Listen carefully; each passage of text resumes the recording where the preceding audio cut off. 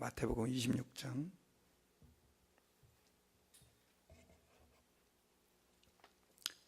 36절부터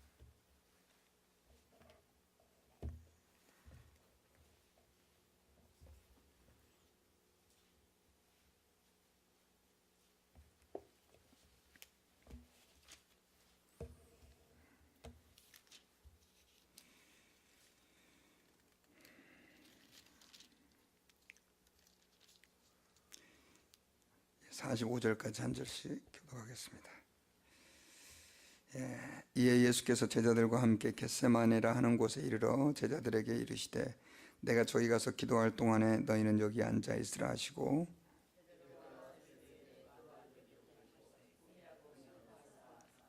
이에 말씀하시되 내 마음이 매우 고민하여 죽게 되었으니 너희는 여기 머물러 나와 함께 깨어 있으라 하시고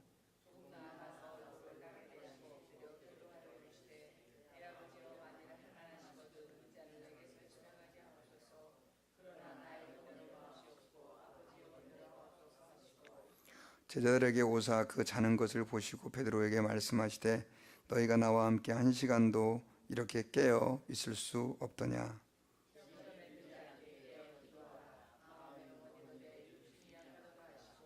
다시 두 번째 나아가 기도하여 이르시되 내 아버지여 만일 내가 마시지 않고는 이 잔이 내게서 지나갈 수 없거든 아버지의 원대로 되기를 원하나이다 하시고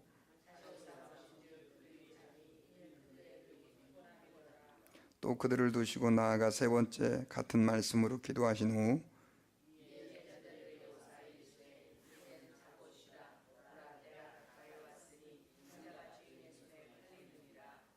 아멘. 우리 한번 인사합시다. 오늘도 잘 오셨습니다. 축복합니다. 예. 예.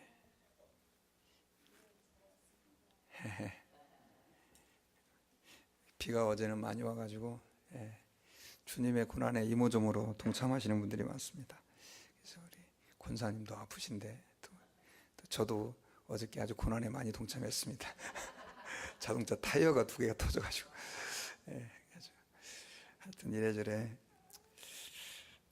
오늘 이제 고난주간 저희가 주님의 그 날짜를 가신 행적을 저희들이 이제 추적하면서 그 말씀을 계속 듣는데 어저께는 이제 마리아가 예수님 발 앞에 향유를 옥합을 깨뜨리는 그 말씀을 저희가 들었습니다. 사실은 그 옥합 사건을 가지고 우리가 뭐 하나님께 헌금을 많이 드려야 되겠다 이런 것도 중요하지만 그 옥합 사건의 본질은 뭐냐면 그게 아니고 주님께 대한 직접적인 사랑과 감사의 고백.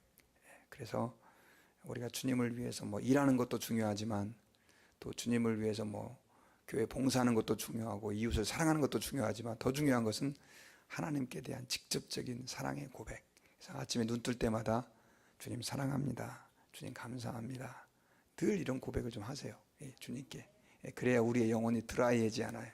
교회 일은 열심히 하는데 영혼이 메마른 사람들이 있거든요. 그렇지 그러면 안 되죠. 오늘은 이제 목요일입니다. 목요일인데 이스라엘은 날짜를 계산할 때 어떻게 날짜를 계산하냐면 저녁에 해질 때가 하루의 시작입니다. 해질 때가 하루의 시작이에요. 그래가지고 보통 뭐 요즘 6시 정도 그때가 이제 하루의 시작이에요. 그러니까 목요일 날이면 어떻게 말하면 이제 저희가 목요일 저녁부터로 이제 계산을 해야 되는데 우리는 또 보통 아침부터 사실 정확하게 따지면 12시 1분부터 시작이 되지만 아침부터 이제 예수님의 행적을 보면 목요일 날은 예수님께서 오전에는 뭐 했다는 그런 기록이 잘 없어요. 아마도 이렇게 말씀을 계속해서 가르치시고 그 다음에 기도하셨는데 그게 성경에 구체적으로 기록되어 있지 않은 것 같습니다. 그리고 이제 목요일 오후가 이제 점심 때부터 시작해서 저녁 때까지는 굉장히 예수님에게 중요한 날인데 예수님이 이 땅에서 사실은 이제 정상적으로 활동을 하셨던 마지막 날이 바로 목요일입니다. 예수님께서 금요일 이제 새벽에 잡히셨거든요. 그러니까 이제 굉장히 중요한 날이고 또 많은 일이 있었고 또 성경에 이 예수님의 그 반나절이 굉장히 많이 기록이 되어 있어요. 특별히 그 목요일 날은 이스라엘에 있어서 1년에 1년 중에 가장 중요한 절기가 바로 그 목요일 날입니다. 무슨 날이냐면 유월절이라고 하는 날입니다. 유월절, 영어로 말하면 패스오버이고 한국말로 번역을 한다면 넘어가는 날이다, 그런 뜻이에요. 그 유월절은 출애굽기 12장에서 하나님의 애굽을 심판하실 때 마지막 재앙이 장자를 죽이는 거였잖아요, 그죠? 근데 이스라엘 민족은 그 하나님의 심판에서 구원받기 위해서 하나님이 어린 양을 잡아서 그 어린 양의 피를 그 설주와 임방에 발라서 그러면 죽음의 천사가 그 피를 보고 그 피를 묻힌 집은 심판하지 않는다. 이게 이제 유월절이었어요. 그래서 이스라엘 민족은 그 유월절날 어떻게 했냐면 양을 잡아서 피를 밖에 묻히고 그 잡은 양을 어떻게 해요? 같이 가족들하고 나눠 먹고, 근데 그냥 먹는 게 아니라 이제 허리에 띠를 띠고 쉽게 말하면 도망갈 준비를 하고 먹는 거죠. 그래서 이제 그 유월절 절기가 이스라엘 민족에게 계속해서 반복됐는데, 지금도 여러분 그 유월절에 이스라엘을 가보면 아마 지금 시즌일 겁니다. 지금 시즌이 1년의 유월절인데 이스라엘에서는 가장 큰 행사고 전 세계에 있는 사람들이 다 고향으로 돌아오는 절기가 바로 언제냐? 이 유월절이에요. 그래서 이제 유월절이 끝나고 그다음 무교절이 시작되고 해서 아주 큰 명절이 벌어지게 되는데, 그래서 여러분 유월절 그러면 이스라엘 민족이 드는 생각은 그때 양을 잡는 날이다, 이런 생각이 드는 거예요. 양을 잡는 날. 근데 이 양을, 그러니까 이스라엘 전 국민이 다 잡았으니까 얼마나 많은 양을 잡았겠어요. 특별히 그 헤롯 왕 때, 헤롯 아그리파 왕 때 그 고대 기록에 의하면 그 유월절 때 잡은 양이 17만 마리랍니다. 17만 마리. 17만 마리의 양을, 그러니까 그 양을 잡아가지고 그 내장과 피는 하나님의 성전의 제단에다가 다 불태우고, 그러니 성전의 제단도 끊임없이 고기 타는 냄새가 진동을 하고, 그리고 집집마다 뭐 피가 흥건하죠. 그러니까 이 유월절의 개념을 알아야 사실은 저희가 예수님의 십자가의 죽음의 의미를 알 수 있어요. 근데 예수님이 공교롭게도 이제 그 잡히신 그 날이 언제냐? 바로 유월절이죠. 유월절인데, 그러니까 유대인들은 보통 이제 목요일부터 날짜를 계산하니까 저녁부터. 그래서 이제 유월절을 어떻게 준비하냐면 이 사람들이 목요일, 그러니까 오늘이죠. 오늘 12시 정도가 넘어가면 한 며칠 동안 지켜봤던 그 양을 잡아요. 죽여요.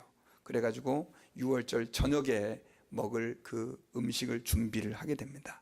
그래서 그 음식을 가지고 서로 유월절 만찬을 나누게 돼요. 고기를 먹고 떡을 먹고 잔을 나누면서, 그 잔이 그 저녁 만찬이 예수님의 최후의 만찬이었어요.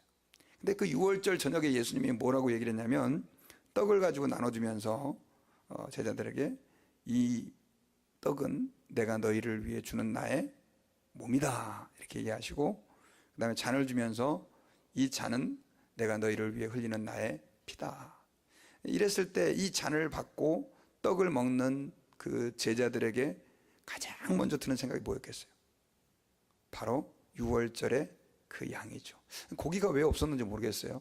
고기가 왜 없었는지 모르겠지만 제가 볼 때는 그 이스라엘의 그 문화에 의하면 그 유월절 때는 세계 곳곳에서 예루살렘으로 모여들었기 때문에 머물 숙소가 없잖아요. 그래서 그 사람들은 어떻게 숙소를 정했냐면 문에다가 뭘 이렇게 걸어놨대요. 천 같은 걸 걸어놓으면 우리 집은 유월절 준비가 되어 있고 방이 준비가 되어 있으니까 우리 집에 와서 쉬십시오 하는 사인이었다고 해요. 그래서 사실은 이 유월절 때 주인이 준비한 어린 양을 다 먹고 나누는, 이게 그냥 우리야 뭐 그 마치 그 어떤 그 절기 행사처럼 이렇게 성찬식을 받지만 유대인들에게 있어서 그 유월절은 너무나 중요한 행사였다는 것이죠. 그래서 사실은 우리가 예수 그리스도의 사랑을 이해하려면 반드시 뭘 이해해야 되냐? 유월절을 제대로 이해해야만 합니다. 세례 요한은 예수님을 보고 그래서 뭐라고 얘기했냐면요, 보라 세상 죄를 지고 가는 하나님의 어린 양이로다. 이 말을 우리는 무슨 말인지 못 알아듣지만 유대인들은 이게 막 피부로 확 와닿는 거죠. 왜냐하면 자기들은 매년마다 그 유월절 절기를 지키고 양을 잡고 피를 바른 그 의식을 기억하고 있고 그게 아예 몸에 새겨져 있기 때문에 그런 거죠. 자, 그렇게 예수님께서는 이제 그 유월절 행사를 하시게 되는데 그렇게 이제 밤에 저녁에 제자들과 함께 떡을 나누고 잔을 나누고 그리고 그때 이제 있었던 일이 어떤 일입니까? 그 유월절 만찬을 하기 바로 전에 예수님이 제자들의 발을 씻겨주신 내용이 나와요. 그게 이제 유월절 만찬 전에 바로 있었던 얘기예요. 그러면서 내가 선생이 되어 너희들의 발을 씻어준 것처럼 너희들도 서로 발을 씻어줘라. 여러분, 이 교회에서는 자꾸만 누가 높네 그러면 진짜 안 되는 거죠. 예수님은 본인이 하나님의 아들로 오셔가지고 직접 제자들의 발을 왜 씻겨줬겠어요? 뭐 무슨 퍼포먼스입니까? 아니죠. 우리 예수 믿는 사람들이 갑질하지 말아야 된다. 갑질. 절대 우리 예수 믿는 사람들은 항상 섬기는 사람이 돼야 돼요. 그래서 직분자일수록 내가 뭐 목사네, 내가 뭐 장로네, 권사네 너무 그렇게 하면서 목에 힘주고 그러는 건 예수님의 뜻을 거스리는 거예요. 직분을 받을수록 우리는 더 겸손하고 낮아지고, 교회에서 신앙생활 오래 하면 할수록 우리는 어떻게 돼요?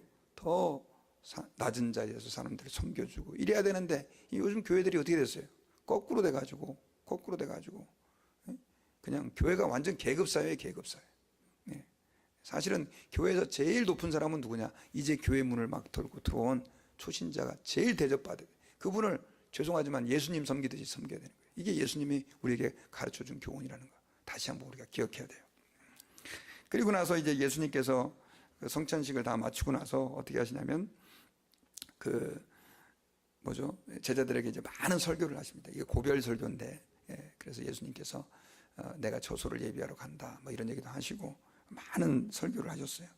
그리고 나서 이제 예수님이 산으로 가시는데, 그 산으로 가신 것이, 그 산이 바로 무슨 산이냐면 겟세마네라고 하는 산입니다. 겟세마네라고 하는 산.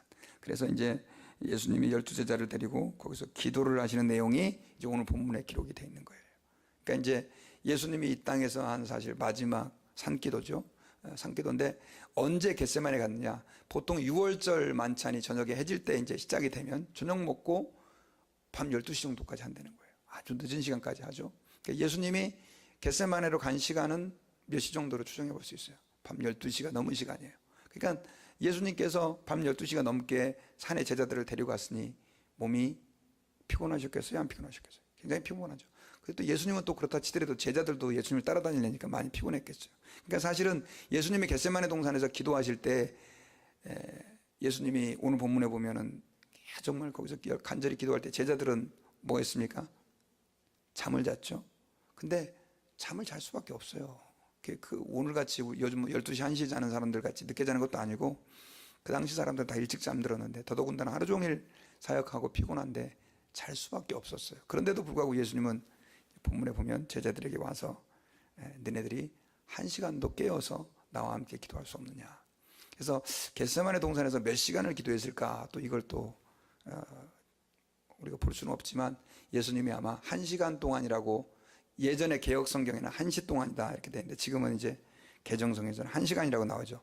예수님은 한 1시간 정도 기도했던 것 같아요. 겟세마네 동산에서. 근데 그 사이에 제자들은 피곤해서 계속 자는 거예요. 그러니까 사실은 이제 예수님은 곧 잡혀서 대제사장에게 끌려가는데 그걸 알고 계셨지만 제자들은 몰랐어요. 알았어요? 몰랐어요?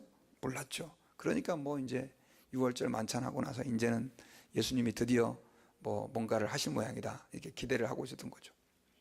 근데 예수님은 제자들에게 시험에 들지 않도록 깨어 있으라 당부를 했는데도 불구하고 와서 또 자고, 그런 어떤 상황들이 있었죠. 특별히 여러분, 예수님께서 근데 이제 오늘 본문에서 기도하시는 내용이 굉장히 자세히 묘사됐어요. 정확하게 3번을 이렇게 기도하시는데 그 기도의 내용은 뭐였냐면, 예수님께서 우리 38절을 한번 보면요, 37절과 8절을 보면 기도할 때 어떤 심정을 가지고 기도했는지가 나와요. 자, 베드로와 세베대의 2 아들을 데리고 가실새 고민하고 슬퍼하사. 자, 여기서 예수님은 제자들을 12명을 다 산으로 데려갔지만 나머지 9명은 저 멀리에서 다 기도하라 그랬어요. 다 여기서 너네 여기서 기도해라 하고 나서 3명을 더 가까이 데리고 왔어요. 그 사람이 베드로와 세베대의 2 아들의 이름이 누굽니까?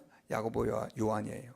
데리고 가까이 가서 이제 예수님이 기도를 하셨는데, 예수님이 고민하고 37절에 보니까 고민하고 슬퍼하사 이렇게 됐어요. 너무 고민하고 슬퍼서. 왜 예수님이 고민하고 슬퍼했을까요? 이제 예수님은 십자가를 지셔야 되는 거죠. 여러분, 예수님은 하나님의 아들이시지만 우리와 똑같은 인성을 가진 사람이라는 걸 기억해야 됩니다. 예수님은 사람의 몸을 입은 하나님이 아니고, 잘 들으셔야 돼요. 예수님은 사람의 몸을 입은 하나님이 아니라 사람이 되신 하나님이세요. 뭐가 틀립니까? 사람의 몸을 입은 하나님은 뭐 좀 표현이 좀 이상하지만 그래서 어떤 사람은 영혼이 하나님이고 몸이 사람이고 이렇게 주장하는 사람도 있지만 그렇지 않아요. 예수님은 우리와 똑같은 사람이 되셨어요. 그러니까 우리 인간이 가지는 모든 감정 또 육체의 고통을 우리와 똑같이 느끼시는 분이라는 거죠. 그래서 예수님께서는 그 인성을 가진 예수님으로 심히 고민하고 슬퍼했는데, 그것은 자신이 져야 될 그 십자가가 바로 눈앞에 있었기 때문에 그렇습니다. 그래서 제자들에게 부탁을 하죠. 38절에 내 마음이 매우 고민하여 죽게 되었으니. 여러분, 예수님이 이 말씀을 하시는 걸 한번 생각을 해보시라고요. 예수님은 안 아픈 척, 안 두려운 척 하지 않았죠. 제자들에게 나를 위해 기도해달라, 내가 고민하여 죽게 됐으니 너희는 여기 머물러 나와 함께 깨어있으라. 예수님께서 기도해달라고, 같이 기도해라고 부탁을 했죠. 그리고 나서 기도하신 내용이 뭐였습니까? 39절에 보면은 아버지여, 만일 할만하시거든 이 잔을 내게서 지나가게 하옵소서. 그러나 나의 원대로 마옵시고 아버지의 원대로 마옵소서. 예수님 지금 무슨 기도를 하고 있어요? 저는 신앙생활을 하고 나서 성경을 처음 시작할 때는, 신앙생활 할 때는 잘 모르잖아요. 근데 성경을 읽다가 이 부분을 보고 나서 너무 충격을 받았어요. 예수님이 당연히 나를 위해서 십자가에서 지시는 거라고 생각을 했는데, 예수님은 지금 십자가를 지고 싶어 하셔요? 싶어 하지 않으세요? 싶어 하지 않으세요. 뭐라고 예수님은 할만하거든 이 잔을 내게서 지나가게 없어. 이 잔이 뭐예요? 그 잔이 바로 십자가예요. 십자가. 예수님은 십자가를 지고 싶지 않았던 거죠. 지나가게 하옵소서. 그런데 예수님은 나의 원대로 마시고 아버지의 원대로 되게 해주십시오. 이건 뭐냐면 십자가를 지어서 죽으셔야만 결국은 예수님은 우리를 죄에서 구원하시기 때문에 그것이 아버지의 뜻이라는 걸 알고 있었어요. 왜 이런 고백을 하시느냐? 예수님도 인간이셨기 때문에 그런 거예요. 그렇게 예수님께서는 기도하는데, 누가복음에 보면 예수님이 그 땀을 흘리면서, 여러분 그 6월절 날이면 지금 1월 달입니다. 날씨가 어때요? 추운 날씨죠. 네, 추운 날씨에 지금 시즌도 벌써 쌀쌀하잖아요. 근데 굉장히 추운 날씨인데 베드로가 불 쬐는 걸 보면 알잖아요. 날씨가 쌀쌀한 날씨였는데 이 떨어지는 그 땀방울을 흘리면서 기도하셨단 말이에요. 근데 누가복음에서는 그 떨어지는 땀방울이 핏방울 같이 보였다. 얼마나 하나님께 간절히 부르짖어 기도했는지 몰라요, 예수님.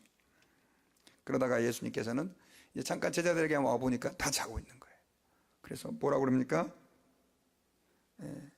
40절에 보니까 너희가 나와 함께 1시간도 이렇게 깨어있을 수 없느냐. 그러면서 41절에서 우리에게 중요한 말씀을 해주셔요. 시험에 들지 않도록 깨어 기도해라. 여러분, 예수님이 왜 이런 말씀하셨냐면, 이 예수님을 따르겠다던 그 제자들이 만찬석상에서 너희들이 나를 다 부인할 것이다 그랬을 때 뭐라고 그랬습니까? 베드로도 절대 주님 부인하지 않을 겁니다. 다른 제자들도 우린 주님 부인하지 않을 겁니다. 그랬는데 예수님은 그들의 연약함을 알고 있었어요. 근데 그들의 연약함을 알고 있었기 때문에 예수님이 너희들이 시험에 들지 않게 깨어 기도하라. 그것은 예수님을 부인하고 버리고 도망가는 걸 얘기하는 거예요. 그걸 하지 않도록 기도해라. 그래가지고 예수님께 기도하라 그러는데 제자들은 계속 자는 거예요. 이게 3번이나 반복돼요. 그러다가 나중에는 이제 드디어 예수님께서 이제는 자고 쉬라. 때가 가까웠으니 인자가 죄인의 손에 팔리리라. 46절에 보면, 45절에 보면 그렇게 이제 예수님은 말씀하시고 가룟 유다에게 넘겨지는 내용이에요. 이게 뭐냐면 이제 우리 시간으로 말하면 금요일 새벽에, 목요일 저녁 깊은 시간에, 이게 이제 하루죠. 사실은 우리는 금요일을 구분하지만 목요일 날 밤에 새벽에 있었던 그 내용이다라고 하는 거죠.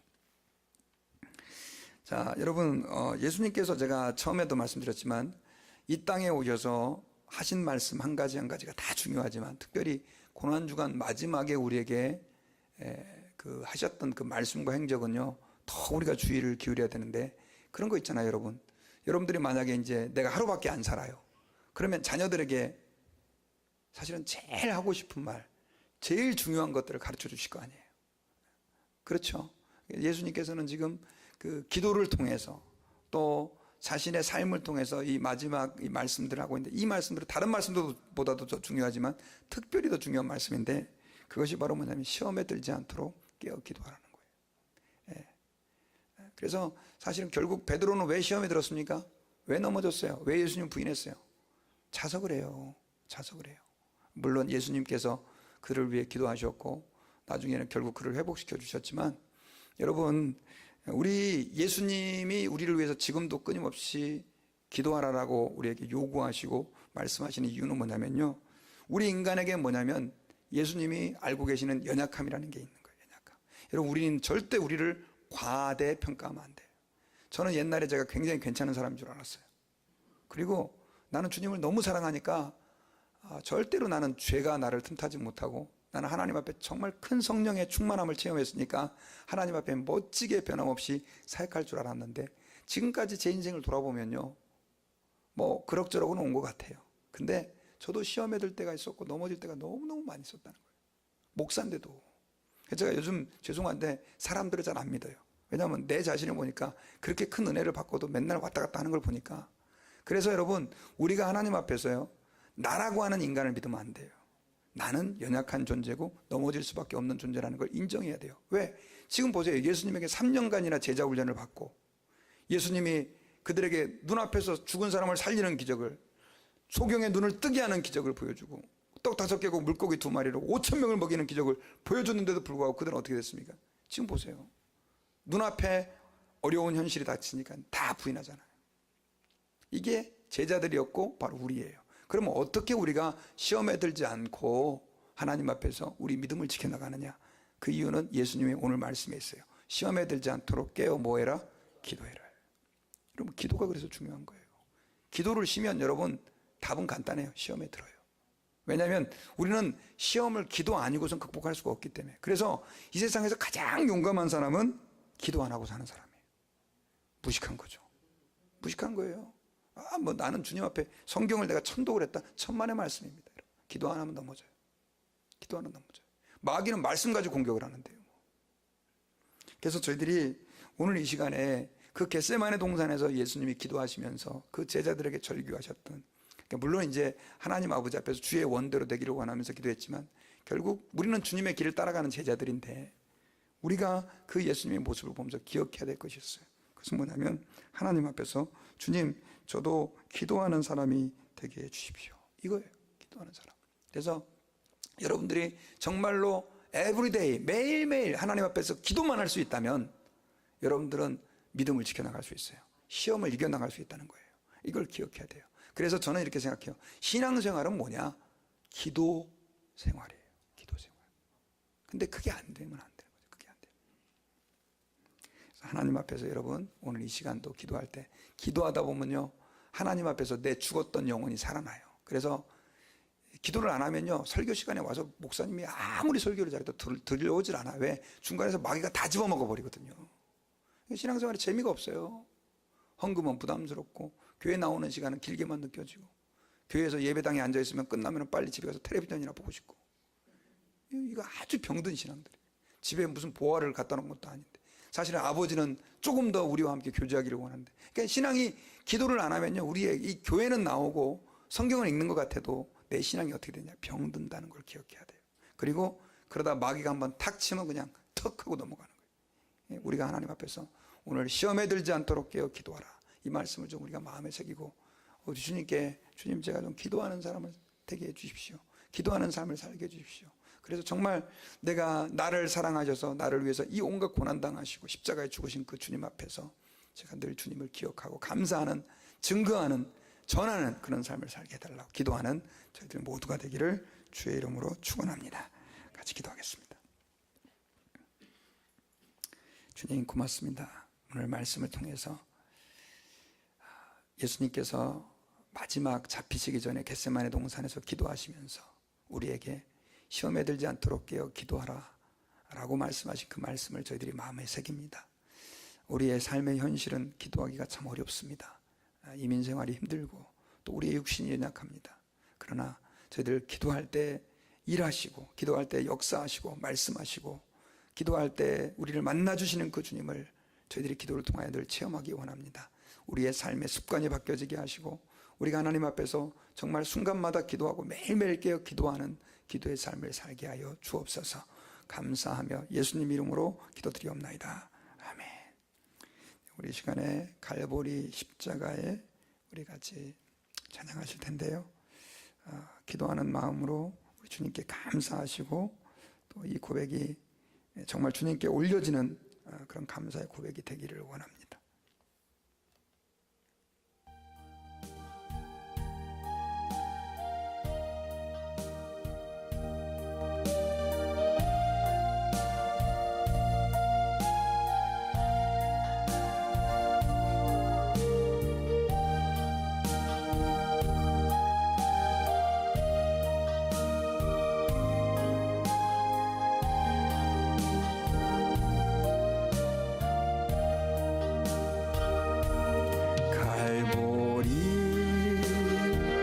십자가에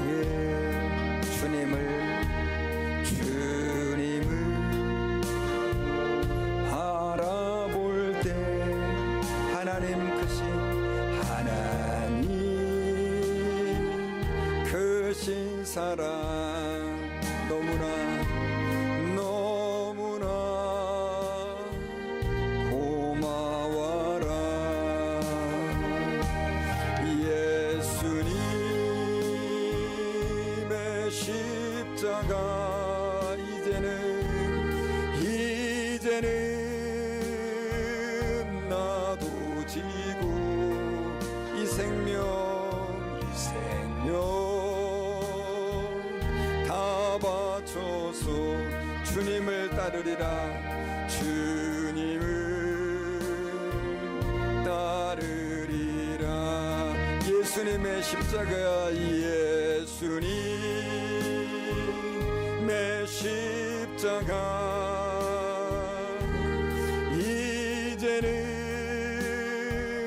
나도 지고 이 생명 다 바쳐서 주님을 따르리라. 주님을 우리 한번 1절 한 번 더 반복합니다. 갈보리 십자가에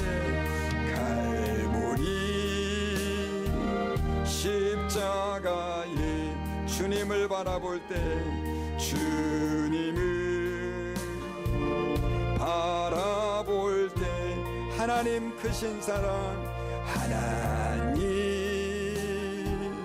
크신 사랑 너무나 고마워라. 너무나 고마워라. 예수님의 십자가, 예수님의 십자가 이제는 나도 지고 이제는 나도 지고 이 생명 다 바쳐 이 생명 다 바쳐서 주님을 따르리라. 주님을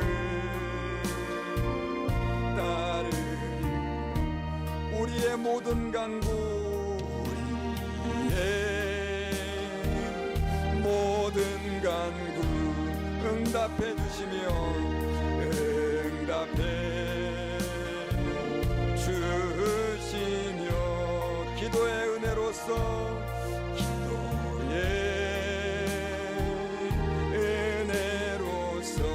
충만케 채우시네. 충만케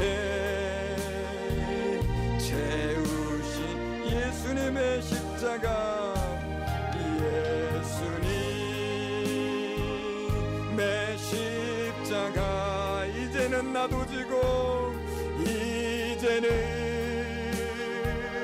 나도 지고 이 생명 다 바쳐 이 생명 다 바쳐서 주님을 따르리. 한 번 더 예수님의 십자가, 예수님의 십자가, 이제는 나도 지고 이 생명 다 바쳐서 주님을 따르리라. 주님을 따르리라.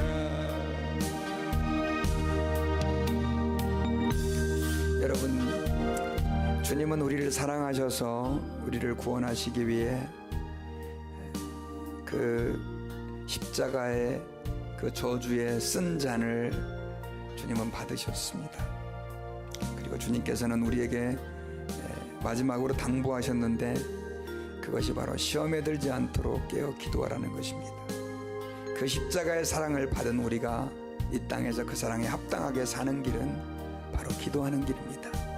이 시간에 하나님 앞에서 우리 간절한 마음으로 기도할 때, 주님 그 사랑 감사합니다. 그 은혜 감사합니다. 이제는 그 은혜를 내 가정에서, 내 삶의 현장에서 드러내기를 원하는데 우리는 연약합니다. 알고도 살지 못합니다. 하나님, 이 시간 기도할 때 우리와 함께 해주시고 우리에게 역사하시고 우리의 걸음을 인도하셔서 능력 있게 주의 사역, 주의 십자가 지고 잘 주를 따를 수 있는 저의 삶이 되게 해주십시오. 우리 같이 한번 간절하게 우리 주님 크게 3번 부르짖고요, 우리 통성으로 같이 한번 기도합니다.